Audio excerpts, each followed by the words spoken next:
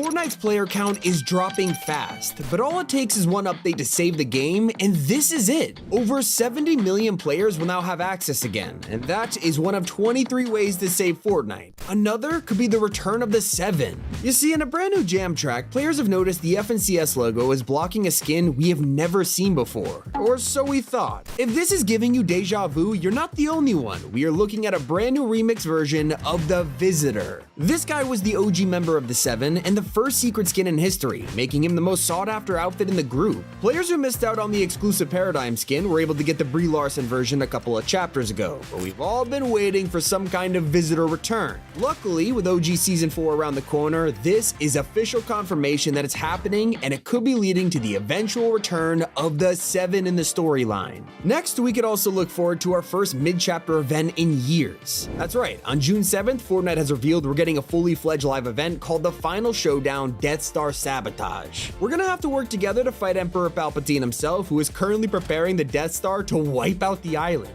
Of course, this probably means we'll get to blow up the station ourselves, which will look insane in 2025 graphics. Usually, these things only happen once a year, and it's to bring in a new chapter, but fans have been begging for live events to happen more often. We used to get them like every 3 months, and it kept the game alive. Now it feels like Fortnite relies on collabs to keep the hype going, but does this Star Wars event say otherwise? Are we gonna finally get multiple live events per chapter again? Hopefully this is the start of their return to tradition.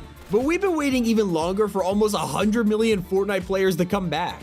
When Epic defied Apple's terms of service and purposely got themselves banned from the App Store, it wasn't them who suffered, it was the iOS players. Tens of millions of monthly users were now locked out of the game, and yet we weren't panicking that much because nobody expected it to be gone for half a decade. We are now in 2025, where Apple and Epic have finally settled all of their courtroom drama and created a path for the game to come back to iOS. The only problem was, it was supposed to drop this week, but Apple blocked the update. Now, have you noticed a change to Fortnite that slowly made its way into each chapter? When Fortnite's first OG season released, it was 30 days long, something we had never seen before, and clearly it was a huge success because Fortnite hit a record player count. It was so popular that Epic turned it into a permanent mode, but the question remained, what now? 30-day seasons were clearly a popular way to experiment, and just a year later, Epic did it again with Remix. Now, Chapter 2 would come back for 30 days, but this time themed around hip-hop artists. There was no way they were going to continue this every year, right? Nobody wants to have a chapter 3, 4, and 5 remix, so Epic thought of the best solution of all. Now, when they want to create an entire collab season like Marvel, they could just make it 30 days long.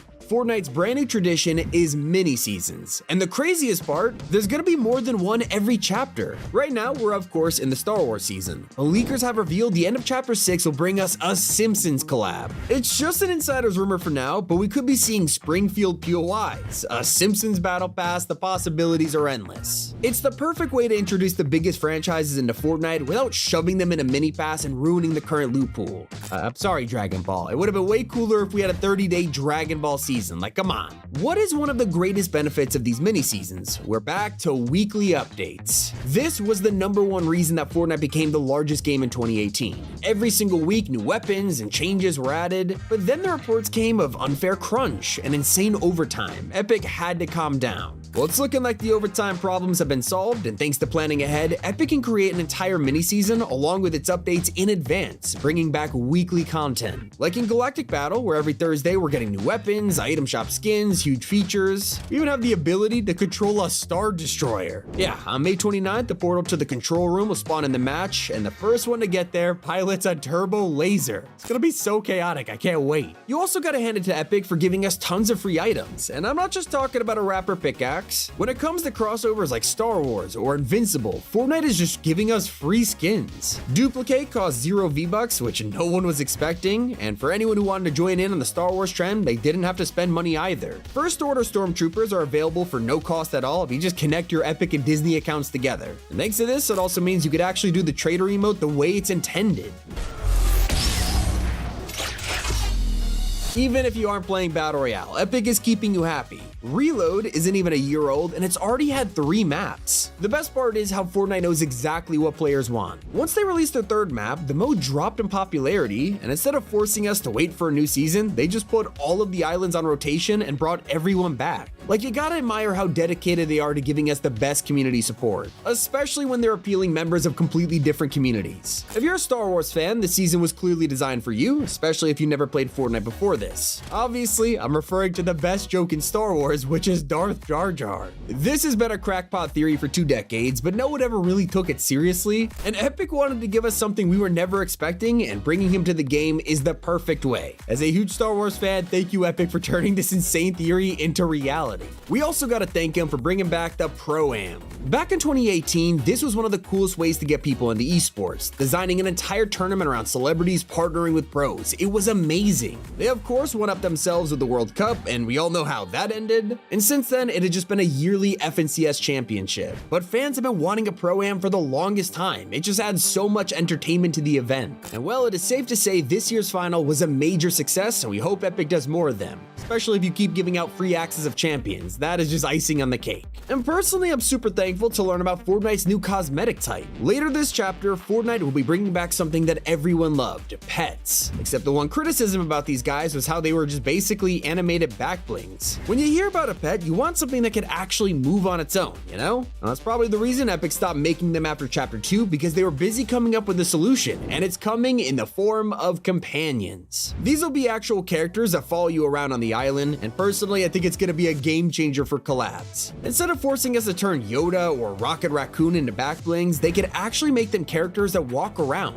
And Fortnite is going even one step further by converting all of our existing pets into companions, and we'll even get to edit their own names. It's not the only revival that got the community excited, because Epic also brought back the rarest gaming legend to the shop. Of course, I'm talking about Psycho Bandit. He first released in August 2019 for the huge Borderlands collab, giving us an entire Rift Zone on the map. As a bonus, you could even bag the skin if you bought Borderlands 3 on the Epic Games Store, but after that, it never returned. Over 1,800 days passed, leaving many to buy those elusive codes left online for up to $1,000. Then, one random update later, he was brought back. After years of being missing, he was back in the shop for just 2,000 V-Bucks, the same price as 2019, and it gave players another chance to get it without spending thousands of dollars on a stupid code. One change a lot of Star Wars fans are happy to hear is a buff to the vehicles this season. From the start, we all knew the X-Wings and TIE Fighters would be pretty OP, which was true, they could literally beam you from above, but they lacked health. Now, in any normal season, they would need a nerf, but with the infinite blaster ammo and just about everyone in the area shooting at you, they're taken down in seconds. Even though they have 3 lives, it really made them seem pretty useless, so Epic heard our feedback.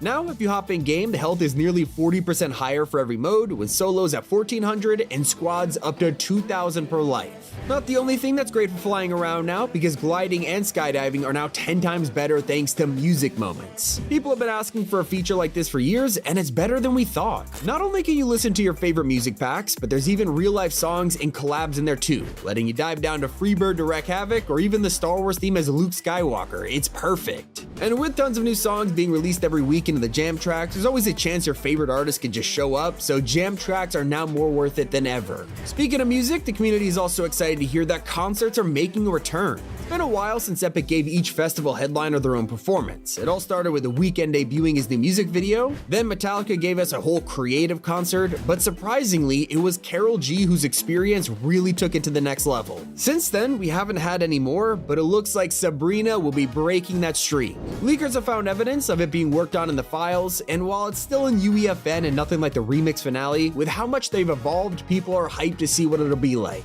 Not the only breakthroughs being made in creative, because Epic are slowly adding collabs to the file so you could play with them forever. We've already seen this happen with TMNT's mythics in your favorite maps, and now The Walking Dead with real zombies and weapons. The next will be Star Wars. I mean, that's a little obvious. We've been asking Epic to add lightsabers to creative for years now, and it'll finally be real when they announce it later this season. Just imagine the maps you can now play in Star Wars locations with force powers, blasters, and more all year round. As a Star Wars fan, I cannot wait. One thing the community didn't enjoy was revisiting the heist season theme yet again. But something that could go right is the superhero theme. In the past, we've had one original season, which turned out to just be a movie set, followed by 2 Marvel ones with their own mythics and abilities. Now Epic is doing it all over again in 2025 because next season will finally give us their own original heroes with real powers. I will say there is leaks that Superman will be there too with his own mythic just like Doom, but an entire season dedicated to Fortnite's own characters might just be the refresh players need. Not to mention, there's still endless opportunities for more collabs like adding more of Marvel's X-Men, but it'll finally be time for another franchise to take some time in the spotlight. You gotta admit, DC fans have been starving longer than anyone else. While Marvel gets pages worth of characters in the game, they're still waiting for basic collabs like Robin.